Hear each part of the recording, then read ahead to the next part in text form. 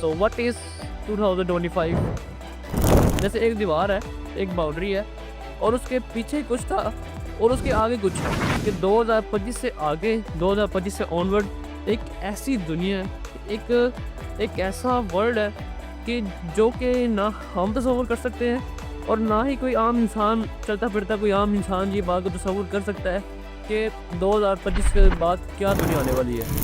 इस वक्त ये सोचा जा रहा है कि हम टेक्नोलॉजी को, एआई को अपने अंडर कैसे करें, उसको कैसे हैंडल करें। हम इतने पावरफुल नहीं है कि उसे हैंडल कर सकें क्योंकि वो हमारी पहुंच से बाहर निकलती जा रही है। और हम as a Pakistani, as a कौम ये सोच रहे हैं कि एआई हलाल है कि हराम। सो इट्स वेरी डेंजरस। अस्सलाम वालेकुम। सो 2025, सो व्हाट इज़ 2025? 2025 को समझना बिल्कुल ऐसे ही है जैसे कि समझा जाए कि एक बाउंड्री है, एक बहुत बड़ी बाउंड्री, एक वॉल है, एक वॉल समझा जाए कि अगर हमने इसे नॉर्मल अपनी लैंग्वेज में समझना है ना, एक आम इंसान समझना जाए तो ऐसे ही है। जैसे एक दीवार है, एक बाउंड्री है और उसके पीछे कुछ था और उसके आगे कुछ है और उसका पीछे जो गुज़रा, जो कि हमने भी देखा, हमारी जनरेशन ने देखा, और कुछ ऐसी चीज़ें हैं जो कि हमसे पहले लोगों ने देखी और उन्होंने हमें ही बताया कि क्या कुछ हो चुका और क्या कुछ गुजर चुका है अब तक। सो 2025 एक बाउंड्री है, एक ऐसी बाउंड्री कि जिसके बाद जो गुजर चुका वो गुजर चुका। अब सवाल ही पैदा नहीं होता कि वो चीज़ें रिपीट हो सके। मतलब ये बात करने का कि 2025 से आगे, 2025 से ऑनवर्ड एक ऐसी दुनिया है, एक ऐसा वर्ल्ड है कि जो कि ना हम तसव्वुर कर सकते हैं और ना ही कोई आम इंसान, चलता फिरता कोई आम इंसान ये बात को तसव्वुर कर सकता है कि 2025 के बाद क्या दुनिया आने वाली है। टेक्नोलॉजी के अंदर इतने बड़े एडवांसमेंट हो चुके हैं कि दुनिया एक ग्लोबल विलेज बनना नहीं था बल्कि बन चुका है। और इस वक्त दुनिया एक ग्लोबल विलेज बन चुका है और इस वक्त दुनिया के अंदर जो कुछ हो रहा है वो हर इंसान समझ भी नहीं सकता। सो 2025 से ऑनवर्ड अगर हम अपने फ्यूचर को सिक्योर करना चाहते हैं, सो it's very difficult, it's a very big game and everything is change, everything. अब ऐसा नहीं किया जा सकता कि अगर हम ऐसा करें कि अपने बड़ों से पूछे जाकर कि बताएं कि हम अपना फ्यूचर कैसे सिक्योर करें, क्योंकि वो खुद भी नहीं जानते। अगर अपना फ्यूचर सिक्योर करना है सो टेक्नोलॉजी को अपनी ज़िंदगी के अंदर लाना पड़ेगा। और ये कोई बड़ी बात नहीं है, आर्टिफिशियल इंटेलिजेंस अपनी ज़िंदगी के अंदर लेके आना ये कोई बड़ी बात नहीं है। मगर पाकिस्तान के अंदर इस वक्त टेक्नोलॉजी को कोई अहमियत दी ही नहीं जा रही, कोई बात ही नहीं कर रहा आर्टिफिशियल इंटेलिजेंस की। मुझसे कुछ लोगों ने पूछा कि आर्टिफिशियल इंटेलिजेंस हलाल है कि हराम है। So what nonsense.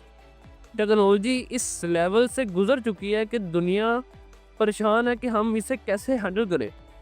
इस वक्त ये सोचा जा रहा है कि हम टेक्नोलॉजी को, एआई को अपने अंडर कैसे करें, उसको कैसे हैंडल करें। हम इतने पावरफुल नहीं है कि उसे हैंडल कर सकें क्योंकि वो हमारी पहुंच से बाहर निकलती जा रही है। और हम as a Pakistani, as a कौम ये सोच रहे हैं कि एआई हलाल है कि हराम। सो इट्स वेरी डेंजरस। अगर एक बहसीयत एक इंडिविजुअल और एक पाकिस्तानी, एक बहसीयत एक कौम, अगर आज हमने आर्टिफिशियल इंटेलिजेंस को अपनी ज़िंदगी के अंदर ना लेकर आए और अपने सिस्टम को, अपने इंफ्रास्ट्रक्चर को बेहतर ना किया और यूं ही सोचते रहे कि एआई हलाल है कि हराम है, या एआई कुछ कर सकती है कि नहीं कर सकती, एआई हमारे फ़ायदे में या नुकसान में है। ये जो बच्चों वाले सवाल जो कि आज से कुछ साल पहले किए जाते थे और वो आज हम कर रहे हैं, तो जिस वक्त दुनिया इस लेवल पर पहुंच चुकी है कि टेक्नोलॉजी हैंडल में नहीं आ रही और इस वक्त ये सवाल करना it's very dangerous for the future of Pakistan. और सो मेरी रिक्वेस्ट है मेरे तमाम दोस्तों से, प्लीज़ आप जो भी कर रहे हो, मैटर नहीं करता कि आप कोई बड़ी फील्ड में हो, आप स्टडी कर रहे हो, आप यूनिवर्सिटी में हो, कॉलेज में हो, आप एक छोटी जॉब कर रहे हो, आप कुछ ना कुछ कर रहे हो, एआई को अपनी ज़िंदगी के अंदर लाना सीखें, एआई को अपनी फील्ड के अंदर लेकर आएँ, एआई को सीखें और उसको अपनी फील्ड के अंदर लेके एआई में जाने की ज़रूरत नहीं है। AI is for everyone, AI is for every industry.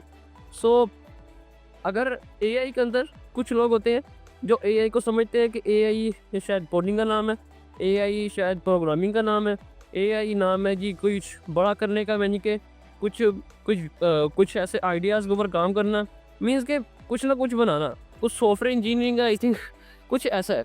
लेकिन ऐसा कुछ नहीं है। AI नाम है क्रिटिकल थिंकिंग का, AI नाम है एक ऐसी सोच का जो कि फ्यूचर की सोच है। AI एक अलग दुनिया है।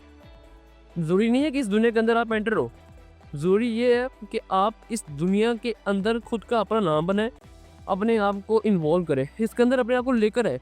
क्योंकि अगर आज बहसीयत एक इंडिविजुअल, एक बहसीयत एक कौम, अगर आज हमने AI को पीछे छोड़ दिया और ये समझा कि शायद ये एक फालतू सी बात है और ये बस एक ट्रेंड सा आया है और ये चला जाएगा और ये बात ख़त्म हो जाएगी, सो आई एम रियली सॉरी, मुझे ये कहना पड़ रहा है कि बहसीयत एक इंडिविजुअल और एक पाकिस्तानी और एक कौम के तहत हम पीछे रह जाएंगे।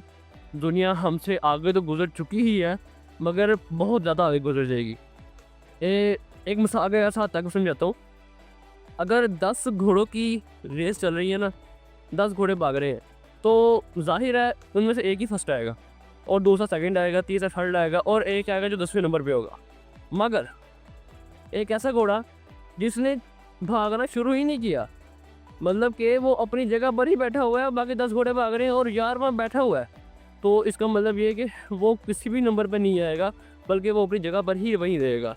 तो बात करने का मकसद ये है कि जब AI की हम रेस में ही बाहर हो जाएंगे, जब हम AI की रेस के अंदर रहेंगे ही नहीं, तो हम फिर क्या करेंगे। ये इस वक्त रेस चल रही है डिफरेंट कंट्रीज़ के अंदर, डिफरेंट कंपनीज़ के अंदर, हर कोई एक दूसरे को कम्पीट कर रहा है और दूसरी तरफ हम सिर्फ ये सोच रहे हैं कि क्या AI हलाल है, क्या AI को अडोप्ट करना चाहिए, क्या AI मेरी फील्ड के अंदर काम करेगी, क्या ये मेरे लिए फ़ायदेमंद है या मेरे लिए नुकसानदेह है। So it's very dangerous. So आज का जो लेसन है वो यही है कि प्लीज़ AI को अपनी फील्ड के अंदर लेकर आए, क्योंकि 2025 एक ऐसी बाउंड्री है जिसके पीछे कुछ था, आगे कुछ है। ये वक्त ना कभी आएगा। ये अगर ये वक्त हमसे गुजर गया, अगर ये वक्त हमने फालतू गुजार दिया सिर्फ ये सोचते कि हराम है कि हलाल है, सो वक्त गुजर जाएगा, हम रेस से बाहर हो जाएंगे और कुछ भी नहीं रहेगा। फिर जब मैंने बताया कि जब 10 घोड़े जीत जाएंगे, तो यार वो जब बैठा होगा फिर सीट पे, वो किसी भी नंबर पे नहीं आएगा। चले हम अगर दौड़ के अंदर शामिल हो जाए तो क्या पता हम 11वें नंबर पर आ जाए, मगर अगर हम रेस के अंदर ही ना हुए तो हम किसी भी नंबर पर नहीं आ सकेंगे। सो इट्स वेरी वेरी इंपॉर्टेंट कि हर वो शख्स जो कि आज किसी भी फील्ड में है, कुछ भी कर रहा है, AI को अपने फील्ड के अंदर लेकर आए, उससे सीखे। क्योंकि अगर कल को जब आपकी जॉब रिप्लेस होगी तो फिर आप ये शिकायत मत करना कि AI ने मेरी जॉब रिप्लेस कर दी, क्योंकि AI किसी की जॉब रिप्लेस नहीं कर सकता।